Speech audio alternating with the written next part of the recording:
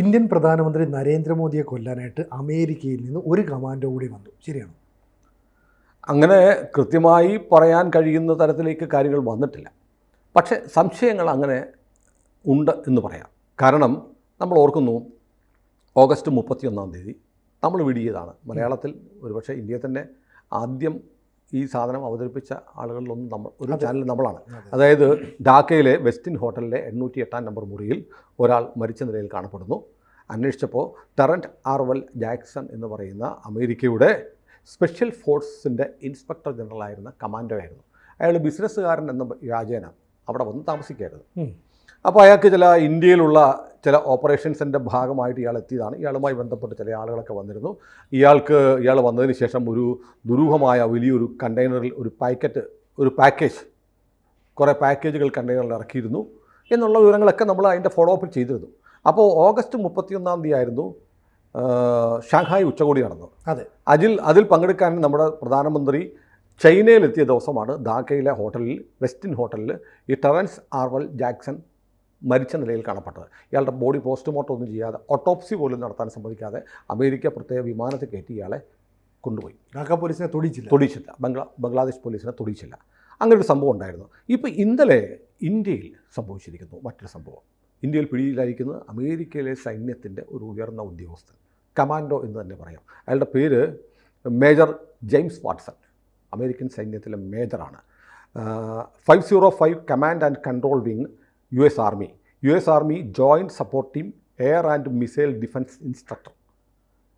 വ്യോമ പ്രതിരോധം, മിസൈൽ പ്രതിരോധം എന്നിവയെക്കുറിച്ച് അമേരിക്കൻ സൈനികർക്ക് മനസ്സിലാക്കിച്ചു കൊടുക്കുന്ന, അവരെ ഇൻസ്ട്രക്റ്റ് ചെയ്യുന്ന ഇൻസ്ട്രക്ടർ. അതായത് വ്യോമ പ്രതിരോധവും മിസൈലുകളുടെ പ്രതിരോധവും എങ്ങനെ വേണമെന്ന് അമേരിക്കൻ പട്ടാളക്കാരെ പഠിപ്പിക്കുന്ന മേജർ ജെയിംസ് വാട്സനെ മഹാരാഷ്ട്ര താന ജില്ലയിലെ ഹിരാൻദാനി എസ്റ്റേറ്റ് ചിംപിപ്പാട എന്ന് പറയുന്ന സ്ഥലത്ത് നിന്ന് പിടികൂടി. ഇയാൾ ഈ പറഞ്ഞതുപോലെ ടെറൻറ്റ് ആർവൽ ജാക്സൺ വന്നതുപോലെ തന്നെ അയാളുടെ ഐഡൻറ്റിറ്റി മറച്ചു വെച്ച് ബിസിനസ് ആവശ്യത്തിനെന്ന് പറഞ്ഞാണ് വന്നത്. അപ്പോൾ ഈ ടെറൻസ് ആർവൽ ജാക്സൻ്റെ കാര്യം പറഞ്ഞപ്പോൾ നമ്മൾ പറഞ്ഞു, അയാൾക്ക് ഇന്ത്യയിൽ ചില ഓപ്പറേഷൻസിൻ്റെ ഭാഗമായി അമേരിക്ക അവരുടെ സ്പെഷ്യൽ കമാൻഡോ ഓപ്പറേഷൻ, എയർ കമാൻഡോസാണ്, പാരച്യൂട്ടിൽ ഇറങ്ങി അറ്റാക്ക് നടത്തുന്ന അമേരിക്കയുടെ ഒരു കമാൻഡോ വിഭാഗത്തിൻ്റെ സ്പെഷ്യൽ ഓഫീസർ ഇൻസ്പെക്ടർ ജനറലാണ് ഈ ജെയിംസ് ആർവൽ ജാക്സൺ അവിടെ ധാക്കയിൽ മരിച്ച നിലയിൽ കണ്ടെത്തിയത്. അപ്പോൾ അയാൾ എന്തിനു വന്നു എന്നൊക്കെയുള്ള ചില വിവരങ്ങളുണ്ട്. അത് മാത്രമല്ല, ഈ സംഭവം ഉണ്ടായ അന്ന് ഈ ഷാങ്ഹായ് ഉച്ചകോടി പങ്കെടുക്കുമ്പോൾ റഷ്യൻ പ്രസിഡന്റ് വ്ളാദിമിർ പുടിൻ തൻ്റെ ഔറസ് കാറിൽ മോദിക്ക് വേണ്ടി 5 മിനിറ്റ് കാത്തിരുന്നു. ഒരു കാര്യമില്ലാതെ മോദി വരാൻ വേണ്ടി കാത്തിരുന്നു. എന്നിട്ടിവർ ദ്വിഭാഷികളില്ലാതെ കാറിനകത്ത് 45 മിനിറ്റ് സംസാരിച്ചു. കാറിനകത്തിരുന്നു. അതായത് ഹോട്ടൽ മുറിയിലേക്ക് പോയി നോക്കണം, ചൈനയിലാണെങ്കിൽ പോലും അവിടെയുള്ള ഹോട്ടൽ മുറിയിലൊക്കെ ഇരുന്നാൽ അവർ സംസാരിക്കുന്ന കാര്യങ്ങൾ ഇൻ്റർസെപ്റ്റ് ചെയ്യുന്നില്ല. രഹസ്യമായി സംഭാഷണങ്ങൾ ചോർത്തിയെടുക്കാം. കാരണം ഈ പുട്ടിനൊക്കെ പോയപ്പോൾ അദ്ദേഹത്തിൻ്റെ വിസർജ്യ വസ്തുക്കൾ പോലും അവർ തിരിച്ചു കൊണ്ടുപോയി. അവരുടെ വിരലടയാളങ്ങളെല്ലാം മായ്ച്ചു കളഞ്ഞു. കൈ എവിടെയെങ്കിലും പതിച്ചിട്ടുണ്ടെങ്കിൽ അതെല്ലാം മായ്ച്ചു. അത്ര സുരക്ഷാ സംവിധാനത്തിലാണ് പുടിൻ വന്നത്. അതുകൊണ്ട് മോദിയോട് പുടിൻ എന്തൊക്കെയോ കാര്യങ്ങൾ പറയാനുണ്ടായിരുന്നു. അത് ചൈനയിലെ ഒരു ഹോട്ടൽ മുറിയിലോ അല്ലെങ്കിൽ ഔദ്യോഗിക താമസ സ്ഥലത്തോ വേണ്ട എന്ന് തീരുമാനിച്ചു. കാരണം ഭിത്തികൾക്ക് പോലും കാതുള്ള കാലമാണ്.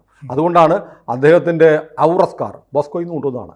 ആ ഔറസ് കാറിന് മിസൈൽ ആക്രമണം വരെ ചെറുക്കാൻ ശേഷിയുള്ള ഔറസ് കാറിൽ മോദിയും പുടിനും മാത്രം വരുന്ന 45 മിനിറ്റ് സംസാരിച്ചു എന്നാണ് ലോകമാധ്യമങ്ങളെല്ലാം റിപ്പോർട്ട് ചെയ്തത്. എന്താണ് അവർ സംസാരിച്ചതെന്ന് അറിയില്ല. അവർക്ക് രണ്ടുപേർക്കും ഇംഗ്ലീഷ് അറിയാം. ഇനി ഇംഗ്ലീഷ് അറിയുന്നില്ലെങ്കിൽ പോലും പറയുന്നത് അപ്പം തന്നെ സ്വന്തം ഭാഷയിലേക്ക് ട്രാൻസ്ലേറ്റ് ചെയ്യാനുള്ള സംവിധാനങ്ങളുണ്ട്. അപ്പോൾ ഇവർ തമ്മിൽ സംസാരിച്ചിട്ടുണ്ട്. ഇപ്പോൾ ചില ഡിഫൻസ് സൈറ്റുകളിലൊക്കെ പറഞ്ഞത് മോദിക്ക് നേരെ, ഇന്ത്യക്ക് നേരെയുള്ള ചില ആക്രമണ ശ്രമങ്ങളെക്കുറിച്ച് തന്ത്രപ്രധാനമായ വിവരങ്ങൾ റഷ്യൻ രഹസ്യാന്വേഷണ ഏജൻസിക്ക് കിട്ടിയത് നേരിട്ട് പുടിൻ മോദിയോട് കൈമാറിയതാണ് എന്നാണ് അന്ന് വന്ന ചില വാർത്തകൾ. അത് ഇടനിലക്കാരൊന്നുമില്ലാതെ കൈമാറി എന്നാണ് പറയുന്നത്. അപ്പോൾ ഈ ജാക്സൺ ധാക്കയിലെ ഹോട്ടലിൽ മരിച്ച നിലയിൽ കാണപ്പെട്ടത് ദുരൂഹമാണ്. അമേരിക്ക ഒന്നും മിണ്ടിയിട്ടില്ല, അതേക്കുറിച്ച് അന്വേഷണമില്ല, ഒന്നുമില്ല. അപ്പോൾ എന്തിനാണ് ജാക്സൺ വന്നത്? പ്രത്യേകിച്ച് ഇന്ത്യയും ബംഗ്ലാദേശും തമ്മിലുള്ള സംഘർഷം സംഘർഷഭരിതമായ അന്തരീക്ഷം നിൽക്കുന്നു. അതോടൊപ്പം തന്നെ ബംഗ്ലാദേശിൽ നിന്ന് നിർബാധം വേണമെങ്കിൽ ഇന്ത്യയിലേക്ക് വേണമെങ്കിൽ അമേരിക്കയുടെ ഈ ഓഫീസർക്കും വരാം. ഒരുപാട് നുഴഞ്ഞുകയറ്റത്തിലുള്ള പാതകളുണ്ട്. ഇന്ത്യയിൽ ചില ഓപ്പറേഷൻസ് നടത്താൻ വേണ്ടിയിട്ടാണ് ഇയാൾക്കൊരു സ്പെഷ്യൽ ഫ്ലൈറ്റിൽ ഒരു കണ്ടെയ്നർ നിറച്ച് എത്തിച്ചു കൊടുത്ത സാധനങ്ങൾ എന്താണ്? ഇന്ത്യയിലെ ചില വിധ്വംസക പ്രവർത്തനങ്ങളെ സഹായിക്കാൻ വേണ്ടി ഡാക്കയിൽ എത്തിച്ചു കൊടുത്തത് പണമാണോ, ആയുധങ്ങളാണോ, മയക്കുമരുന്നാണോ? അമേരിക്കൻ സൈന്യമാണെന്ന് ഓർക്കണം. എന്തൊക്കെയോ സാധനങ്ങൾ ഡാക്കയിൽ ഇറക്കി കൊടുത്തു. ഇന്ത്യ എന്ന് പറയുന്ന രാജ്യത്തെയും ഇന്ത്യയുടെ പ്രൈം മിനിസ്റ്ററെയും ഉൾപ്പെടെ ലക്ഷ്യം വെച്ചിട്ടാണ് ടെറൻസ് ആർവൽ ജാക്സൺ വന്നതെന്ന് അന്ന് മിക്കവാറും അന്താരാഷ്ട്ര മാധ്യമങ്ങളിലൊക്കെ ഒരു സ്പെക്കുലേഷൻ ഉണ്ടാക്കുന്ന, സംശയമുണ്ടാക്കുന്ന, സസ്പീഷ്യസ് ആയിട്ടുള്ള സ്റ്റോറികളും വന്നിരുന്നു. അപ്പോൾ നമ്മളത് പറഞ്ഞു. അതിനുശേഷമാണ് ഇപ്പോൾ മേജർ ജെയിംസ് വാട്സൺ എന്ന് പറയുന്ന വളരെ തന്ത്രപ്രധാനമായ ഒരു പദവി വഹിക്കുന്ന ഒരാൾ ടൂറിസ്റ്റ് വിസയിൽ ബിസിനസ് ആവശ്യത്തിന് എന്ന് പറഞ്ഞ് ഇന്ത്യയിൽ വരുന്നു. അയാളുടെ ഐഡൻറ്റിറ്റിയൊക്കെ മറച്ചു വെച്ചിട്ട് പ്രവർത്തിക്കുന്നു. എന്നിട്ട് അയാൾ അവിടെ ഇപ്പോൾ പറഞ്ഞിരുന്നതെന്ന് അയാൾ വേഷം മാറി അവിടെ നടന്ന് പാസ്റ്റർ ജാക്സൺ എന്ന പേരിലാണ്, പാസ്റ്റർ ജെയിംസ് വാട്സൺ എന്ന പേരിലാണ്, ജാക്സൺ അല്ല, പാസ്റ്റർ ജെയിംസ് വാട്സൺ. അപ്പോൾ ഇയാളെ പാസ്റ്ററാണ് എന്ന് പറഞ്ഞ് ഇയാളെ പിടികൂടി. കാരണം വിദേശിയാണേ. വിദേശികൾക്ക് ഇന്ത്യയിൽ ബിസിനസ് വിസയിലാണെങ്കിലും ടൂറിസ്റ്റ് വിസയിലാണെങ്കിലും വന്നാൽ മതപ്രചരണ പ്രവർത്തനങ്ങളിൽ ഏർപ്പെടാൻ നിലവിലുള്ള നിയമപ്രകാരം തടസ്സമുണ്ട്. അങ്ങനെയുള്ളവരെ നമ്മൾ പിടിച്ച് ഡീപ്പോർട്ട് ചെയ്യുകയാണ്. അപ്പോൾ ഇയാളെ പിടികൂടിയപ്പോൾ ഇയാളൊരു പാസ്റ്റർ ജെയിംസ് വാട്സൺ ആണെന്ന് പറഞ്ഞു. പക്ഷേ ഇയാളുടെ രേഖകളൊക്കെ പരിശോധിക്കുമ്പോഴാണ് ഇയാൾ അമേരിക്കൻ സൈന്യത്തിലെ സെർവിങ് ഓഫീസറാണ്, കമാൻഡോ ആണെന്ന് മനസ്സിലാവുന്നത്. അപ്പോൾ ഇയാളുടെ ബാക്കി ഡീറ്റെയിൽസൊക്കെ നോക്കുമ്പോൾ ഇയാൾ അഫ്ഗാനിസ്ഥാനിലുണ്ടായിരുന്നു, ബംഗ്ലാദേശിലുണ്ടായിരുന്നു, പാകിസ്ഥാനിലുണ്ടായിരുന്നു, പല രാജ്യങ്ങളും. അപ്പോൾ ബംഗ്ലാദേശിലും അഫ്ഗാനിസ്ഥാനിൽ നടന്ന മിഷൻ, അമേരിക്കയ്ക്ക് വേണ്ടിയുള്ള മിഷനിൽ ഇയാൾ പങ്കെടുത്തിട്ടുണ്ട്. കാരണം ഇയാൾ അഫ്ഗാനിസ്ഥാനിലുണ്ടായിരുന്നത് അമേരിക്ക അവിടെ ഓപ്പറേറ്റ് ചെയ്തിരുന്ന സമയത്താണ്. ബംഗ്ലാദേശിൽ അയാൾ ഉണ്ടായിരുന്നത് ഷെയ്ഖ് ഹസീനയെ പുറത്താക്കുന്ന കലാപം നടക്കുന്നതിന് തൊട്ടു മുമ്പാണ്. ഷെയ്ഖ് ഹസീനയെ പുറത്താക്കിയതിന് ശേഷം ഇയാൾ ബംഗ്ലാദേശ് വിട്ടു. പാകിസ്ഥാനിൽ ഇയാൾ പല തവണ പോയിട്ടുണ്ട്. അതിനുശേഷമാണ് ഈ ജെയിംസ് വാട്സൺ ഒരു പാസ്റ്റർ എന്ന വ്യാജേന ഇന്ത്യയിലേക്ക് വന്നത് ബിസിനസ്സുകാരൻ എന്ന നിലയിലാണ്. പക്ഷേ ഇന്ത്യയിൽ വന്നിട്ട് പാസ്റ്റർ എന്ന വ്യാജേന പ്രവർത്തിക്കുകയാണ്. അപ്പോൾ അതിനിടയ്ക്കാണ് ഇപ്പം ഒരു വീട്ടിൽ, അവിടെ ഒരു ട്രൈബൽ ഏരിയയിലുള്ള ഒരു വീട്ടിൽ 10-35 ആളുകളുമായി ബന്ധപ്പെട്ട് ഈ മിഷണറി പ്രവർത്തകർ ഇരിക്കുന്നു, അവർ സംസാരിക്കുന്നു എന്ന് പറഞ്ഞ് തദ്ദേശവാസികൾ പോലീസിൽ പരാതിപ്പെട്ടു. അങ്ങനെയാണ് ചിമ്പിവാടയിലെ ഈ എസ്റ്റേറ്റിലേക്ക് പോലീസ് വരുന്നത്. പോലീസ് വരുമ്പോൾ അവിടെ ഇവരെ ദൈവവചനങ്ങൾ പറഞ്ഞ് അവരെ സുവിശേഷത്തിൻ്റെ പാതയിലേക്ക് നയിക്കാനുള്ള പ്രസംഗത്തിന് നേതൃത്വം കൊടുക്കുകയായിരുന്നു ജെയിംസ് വാട്സൺ. അയാളെ കണ്ടപ്പോൾ തന്നെ സായിപ്പ് അന്ന് മനസ്സിലായി, സായിപ്പന്മാർക്ക് വിദേശികൾക്ക് ഇന്ത്യയിൽ വന്ന് മതയോഗങ്ങളിൽ പങ്കെടുക്കാനോ മതപ്രചരണം നടത്താനോ നിയമപരമായി അവകാശമില്ലാത്തതുകൊണ്ട് അപ്പോൾ തന്നെ അറസ്റ്റ് ചെയ്തിട്ട് പാസ്പോർട്ട് പരിശോധിക്കുമ്പോഴാണ് നേരത്തെ ഞാൻ പറഞ്ഞ പോലെ ഇയാൾ ഹിസ്റ്ററി മനസ്സിലാവുന്നത്. അതോടുകൂടി സംഭവത്തിൻ്റെ മാനം മാറിയിരിക്കുന്നു. അപ്പോൾ ഇന്ത്യയിൽ സർക്കാരിനെ മറിച്ചിടുക, പറ്റുമെങ്കിൽ ഇന്ത്യൻ പ്രധാനമന്ത്രി ഇപ്പോൾ ലോക നേതാക്കന്മാരിൽ ഏറ്റവും തലയെടുപ്പുള്ള നേതാവായി നിൽക്കുന്നു. ട്രംപ് പറഞ്ഞാൽ പോലും കേൾക്കാത്ത, കൂസാത്ത, ട്രംപ് ഫോൺ വിളിച്ചാൽ ഫോൺ എടുക്കാൻ പോലും മടിക്കുന്ന തരത്തിലേക്കുള്ള ഒരു തലത്തിലേക്ക് ഇന്ത്യയുടെ പ്രധാനമന്ത്രി അല്ലെങ്കിൽ ഇന്ത്യയുടെ ഭരണ നേതൃത്വം മാറിയിരിക്കുന്നു എന്നുള്ളത് അമേരിക്ക ഉൾപ്പെടെയുള്ള രാജ്യങ്ങൾക്ക് വല്ലാത്ത അസ്വസ്ഥത ഉണ്ടാക്കുന്നുണ്ട്. അപ്പോൾ പിന്നെ ഇന്ത്യയിൽ ഒരു റിജീം ചേഞ്ച് ഉണ്ടാക്കുക, ജൻസി കലാപം, ബംഗ്ലാദേശ് മോഡലോ അല്ലെങ്കിൽ ശ്രീലങ്ക മോഡലോ, അതുമല്ലെങ്കിൽ നേപ്പാൾ മോഡലോ അല്ലെങ്കിൽ ഫിലിപ്പീൻസിൽ സമീപകാലത്തുണ്ടായതുപോലെയുള്ള ഒരു അട്ടിമറി ഉണ്ടാക്കുക, അതിന് അമേരിക്കൻ സൈന്യത്തിൻ്റെ സഹായം ഉറപ്പാക്കുക തുടങ്ങിയ ലക്ഷ്യങ്ങളാണോ ഇതിൻ്റെ പിന്നിലുള്ളത് എന്നറിയില്ല. ഏതായാലും ഇന്ത്യയിലും തൊട്ടടുത്ത രാജ്യത്തിലും അമേരിക്കൻ സൈന്യത്തിലെ വളരെ ഉന്നത പദവിയിലിരിക്കുന്ന തന്ത്രപ്രധാനമായ പൊസിഷനുള്ള 2 ഓഫീസർമാരാണ് സസ്പീഷ്യസ് ആയുള്ള സാഹചര്യത്തിൽ വന്ന ഒരാൾ ഡെഡ് ബോഡിയായിട്ട് തിരിച്ചുപോയി. ഇയാളെ ഇപ്പോൾ നമ്മുടെ കസ്റ്റഡിയിലുണ്ട്.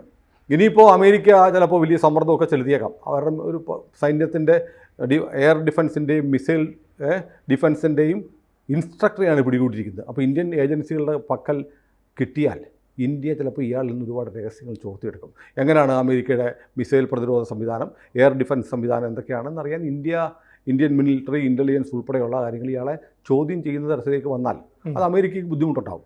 അവിടെ ഒരുപക്ഷെ ഈ ജാക്സൺ ഡാക്കയിൽ കൊല്ലപ്പെടാനുള്ള കാരണം ഒരുപക്ഷെ അയാളെ പിടികൂടിയാൽ അയാളുടെ പക്കൽ നിന്ന് അമേരിക്കൻ ഈ സ്പെഷ്യൽ കമാൻഡോസിൻ്റെ ഓപ്പറേഷൻ രീതികളൊക്കെ ചോർന്നു പോകാനുള്ള സാധ്യത ഉണ്ടോ എന്നൊരു കണക്കാക്കിയിട്ടായിരിക്കാം അയാളെ ഒരുപക്ഷെ അമേരിക്ക തന്നെ CIA തന്നെ ഇല്ലാതാക്കിയായിരിക്കാം. അതല്ലെങ്കിൽ ഇയാൾക്ക് ഇന്ത്യൻ പ്രധാനമന്ത്രിയെ ഉൾപ്പെടെ ലക്ഷ്യം വെച്ച് വന്നതാണെന്ന് കരുതി ഒരു പക്ഷേ ലോകത്തെമ്പാടും മേഞ്ഞു നടക്കുന്ന നമ്മുടെ ഡോവലിൻ്റെ പിള്ളേരുണ്ടല്ലോ, അജ്ഞാതർ ഫിനിഷ് ചെയ്താണോ എന്നറിയില്ല. ഏതായാലും അമേരിക്കയ്ക്ക് അവരുടെ സൈന്യത്തിലെ വളരെ പ്രധാനപ്പെട്ട ഒരു ഇൻസ്പെക്ടർ ജനറൽ റാങ്കിലുള്ള ആൾ ദുരൂഹ സാഹചര്യത്തിൽ അല്ലെങ്കിൽ മറ്റൊരാളുടെ കൈകൊണ്ട് കൊല്ലപ്പെട്ടു എന്ന് പറയുന്നത് നാണക്കേടായതുകൊണ്ടുകൂടി അമേരിക്ക പറഞ്ഞില്ല. അങ്ങനെയാണ് ലോകത്തെവിടെയും ഈ രഹസ്യ ഓപ്പറേഷൻസിന് പോകുന്ന, കവർട്ട് ഓപ്പറേഷൻസിന് പോകുന്ന ആളുകളുടെ റോബോട്ട്സ് ഒക്കെ ആ രാജ്യം നിഷേധിച്ചു കളയും. ഇപ്പോൾ നമ്മുടെ കൽഭൂഷൺ ജാദവില്ലേ ജയിലിൽ കിടക്കുന്നത്, റോയാണെന്നും പറഞ്ഞാണിട്ട് പാകിസ്ഥാൻ പിടിച്ചിട്ടിരിക്കുന്നത്. നമ്മൾ പറയും ഞങ്ങൾക്കറിയില്ല, ഞങ്ങളുടെ ഒരു പൗരനാണ്, ആ പൗരനെ മോചിപ്പിക്കാൻ വേണ്ടി വേണ്ടതൊക്കെ ഞങ്ങൾ ചെയ്യും. ഇത് അങ്ങനെ ഒരു സംവിധാനം ഉണ്ട്. ഏതായാലും ഇപ്പോൾ ജെയിംസ് വാട്സൺ ഇപ്പം ഇന്ത്യൻ ഏജൻസികളുടെ കയ്യിലാണ്. അമേരിക്ക ഡിപ്ലോമാറ്റിക് തലത്തിലോ അല്ലെങ്കിൽ നേരിട്ട് ട്രംപിനൊരു വിളി പോലും വരാം ഇയാളെ വിട്ടയക്കാൻ. പക്ഷേ നമ്മൾ ആലോചിക്കേണ്ട ഒരു കാര്യമുണ്ട്. ഇപ്പം നമ്മൾ ഈ മതപരിവർത്തനം എന്നൊക്കെ പറയുമ്പോൾ അതിനെതിരെ വലിയ പ്രക്ഷോഭമാണ്. അപ്പോൾ ജോൺ ബ്രിട്ടാസ് വലിയ പ്രശ്നം ഉണ്ടാക്കി. ബ്രിട്ടാസ് അറിഞ്ഞോ, മേജർ ജെയിംസ് വാട്സൺ എന്ന് പറയുന്ന അമേരിക്കൻ സൈന്യത്തിലെ ഒരു ഉന്നത ഉദ്യോഗസ്ഥൻ വ്യാജ വിവരങ്ങൾ കൊടുത്ത് ഇന്ത്യയിൽ വന്ന് പാസ്റ്ററാണെന്ന് പറഞ്ഞ് പ്രവർത്തിച്ച് ആദിവാസികളെ മതം മാറ്റാൻ ശ്രമിക്കുന്നു. എന്തെങ്കിലും പറയാനുണ്ടോ? ഒരുപക്ഷെ ഇനിയിപ്പം ഈ അമേരിക്കൻ പൗരനായ ജെയിംസ് വാട്സൺ ഇന്ത്യയിൽ വന്ന് മതപരിവർത്തനം നടത്താനുള്ള അവസരം നിഷേധിച്ച മോദിയുടെ ഫാസിസ്റ്റ് സർക്കാരിനെതിരെ പ്രക്ഷോഭം ഉണ്ടാവുക? അങ്ങനെ നടത്തില്ല. അല്ല, അത് വേണ്ടതല്ലേ? അപ്പം കന്യാസ്ത്രീകളെ പിടിച്ചാൽ കുഴപ്പമാണ്. അപ്പോൾ ഈ പാസ്റ്ററെ പിടിച്ചാലോ? ഇടപെടില്ല. കാരണം എന്തറിയോ, പാസ്റ്ററെ പിടിച്ചാൽ ഇടപെട്ട പ്രശ്നമാണെന്നറിയാം. കാരണം പാസ്റ്റർ വന്നിരിക്കും, പാസ്റ്ററല്ല, പല കാര്യങ്ങളും പുറത്തു വരും. അപ്പോൾ പിന്നെ ഇത്രയും കാലം പലതിനും സഹായിച്ചു എന്നൊക്കെയുള്ള കാര്യങ്ങൾ. എക്സാക്ട്ലി. മറ്റൊന്നുകൂടിയുണ്ട്, നമ്മുടെ രാജ്യത്തിൻ്റെ ഒരു ഇമ്മ്യൂണിറ്റി. നമുക്ക് നമ്മുടെ ശരീരത്തിനൊരു ഇമ്മ്യൂണിറ്റി ഉണ്ടല്ലോ, പ്രതിരോധം. അപ്പോൾ പുറത്തുനിന്നുള്ള രോഗാണുക്കൾ നമ്മളെ ആക്രമിച്ച് കീഴടക്കാത്തത് നമ്മുടെ ശരീരത്തിൻ്റെ രോഗപ്രതിരോധ ശേഷിയുള്ളതുകൊണ്ടാണ്. എപ്പോൾ ആ രോഗപ്രതിരോധ ശേഷി ശോഷിക്കുന്നു, അപ്പോൾ പുറത്തു നിന്നുള്ള രോഗാണുക്കൾ നമ്മളെ ആക്രമിച്ച് കീഴടക്കും. അത് എല്ലാവർക്കും അറിയാം.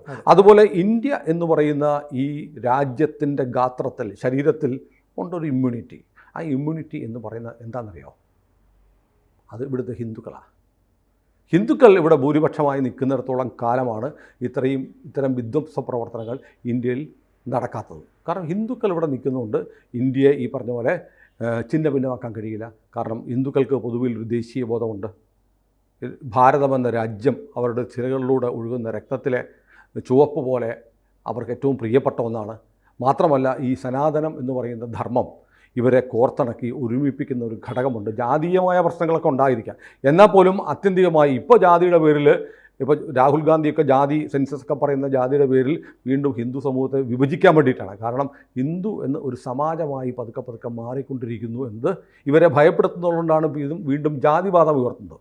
ഇപ്പോൾ കർണാടക മുഖ്യമന്ത്രി പറഞ്ഞ കേട്ടില്ലേ, ലിംഗായത്ത് എന്ന് പറയുന്നത് ഹിന്ദുക്കളല്ല, അത് വേറെ മതമാണ്.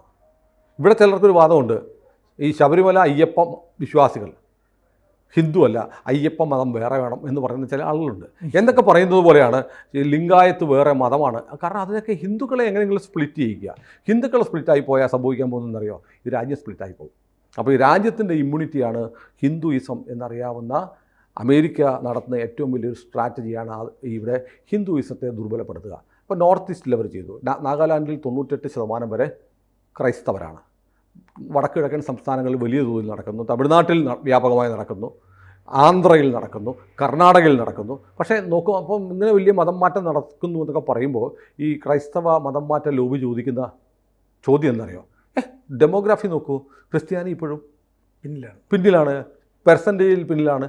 ശരിയാണ്, പെർസെൻറ്റേജിൽ പിന്നിലാണ്. നിങ്ങൾ ക്രിസ്ത്യാനിയെ മതം മാറ്റിയിട്ട് നിങ്ങൾ അവൻ്റെ പേര് മാറ്റുന്നില്ല, അവൻ്റെ മതം മാറ്റിയിട്ട് ഡിക്ലറേഷൻ ഞാൻ ക്രിസ്ത്യാനിയാണെന്ന് കൊടുക്കുന്നില്ല. കാരണം ആദിവാസികളോട് OBC-കാരോട് പറയാം, നിങ്ങൾ മതം മാറിക്കോ, നിങ്ങളുടെ പേര് മാറ്റണ്ട, വീട്ടുപേര് മാറ്റണ്ട, നിങ്ങളുടെ ജാതിയും മാറ്റണ്ട. അപ്പോൾ നിങ്ങൾക്ക് 2 ഗുണമുണ്ട്. ഒന്ന്, നിങ്ങൾക്ക് ക്രിസ്ത്യാനി ആവാം, ഒപ്പം നിങ്ങൾക്ക് പിന്നോക്ക ദളിത് വിഭാഗങ്ങൾക്കുള്ള ആനുകൂല്യങ്ങൾ കിട്ടും. അപ്പോൾ ആനുകൂല്യങ്ങളൊന്നും നിഷേധിക്കപ്പെടത്തില്ല. അപ്പോൾ എണ്ണത്തിൽ ക്രിസ്ത്യാനി കുറവാണ്, പക്ഷേ വണ്ണത്തിൽ നമ്മളെപ്പോഴും എണ്ണ അല്ല വണ്ണമാണ് വേണമെന്ന് പറയുന്നവരാണല്ലോ നമ്മൾ. അപ്പോൾ വണ്ണത്തിൽ ക്രിസ്ത്യാനികൾ കൂടുതലാണ്. അപ്പോൾ അതിനൊരു വലിയൊരു വാക്കും ഉണ്ടാക്കിയിട്ട് മതപരിവർത്തനം നടക്കുന്നില്ലെന്നേ, മനപരിവർത്തനമാണ്. ഇപ്പോൾ നമ്മൾ കണ്ടിട്ടില്ലേ ആന്ധ്രയിലെ റെഡ്ഡിമാർ, ജഗൻമോഹൻ റെഡ്ഡി, പേര് കേൾക്കുമ്പോൾ ആരാ?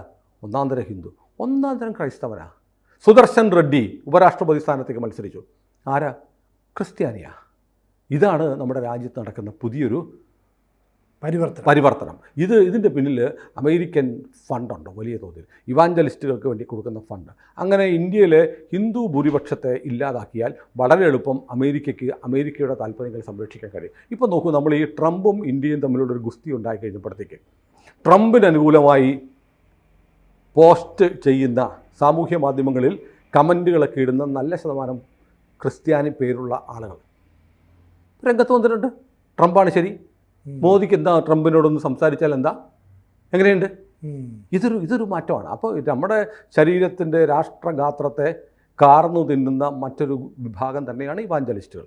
അപ്പോൾ അതിനെ മറയാക്കിക്കൊണ്ടാണ് ഈ മേജർ ജെയിംസ് വാട്സൺ എന്ന് പറയുന്ന അമേരിക്കൻ സൈനിക കമാൻഡോ ഇന്ത്യയിലെത്തിയതും പിടിയിലായതും. ടാർഗറ്റ് മോദി എന്നുള്ള ശ്രമം അമേരിക്ക ഉപേക്ഷിച്ചിട്ടില്ല.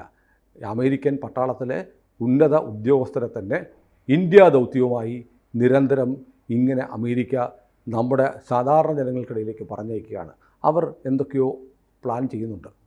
കൂടുതൽ വാർത്തകളും വിശേഷങ്ങളും നിങ്ങളിലേക്ക് എത്താൻ ABC മലയാളം സബ്സ്ക്രൈബ് ചെയ്യുക, ബെൽ ബട്ടണും അമർത്തുക.